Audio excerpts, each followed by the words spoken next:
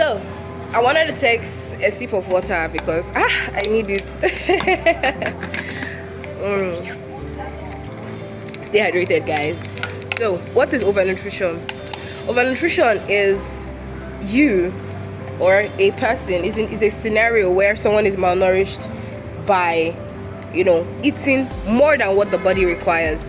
I gave an instance in the previous video where I said a child needing 1,200 kilocal at 3 years, and it was given less than that. But in this case now, this scenario has turned. The child is needing 1,200 kilocalories, and maybe the parents are overfeeding him with 2,000 kilocalories. So overnutrition is you basically consuming something that is more than you. Is you basically consuming over excess or excesses of what it is you're supposed to take to maintain your health. Right? So in overnutrition, you can see symptoms like overweight, obesity, cardiovascular diseases, things like high cholesterol levels. You can see things like android obesity and different kind of things, non-communicable diseases in the long run. And especially obesity is one of the signs. Obesity, tiredness, fatigue, cardiovascular diseases that are caused by cholesterol buildup is one of the symptoms of overnutrition. Right? Now, in overnutrition, there is something that people usually overlook: the fact that all kilocalories are not equal.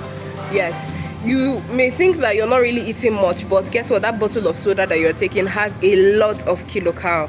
And another thing that can contribute to the fact that you are overweight or someone is overweight is that they are not burning off the amount of food that they are consuming. So imagine a child was now supposed to eat that 1,200 kilocalories, and you gave the child the 1,200 kilocalories that is fit for his physical activity, his health, and every other thing, BMR.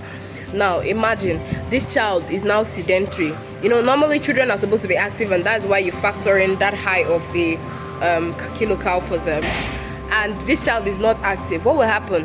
The fat, the sugars, the carbohydrates, the fats, the energy giving foods that are supposed to be used will not eventually be used. And what will happen? This child begins to store them in his body and begins to gain weight that is not needed for him, because the child is supposed to be mobile, right? So as you can see now, with the instances I've given under undernutrition and overnutrition, you can see that none of them is good for you, right?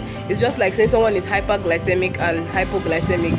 If someone goes into hypoglycemic shock, the person is going to die, possibly. If the person goes into hyperglycemic shock, the person is going to die, possibly. So the two of them, they are like two sides of the coins, and none of them are good for you.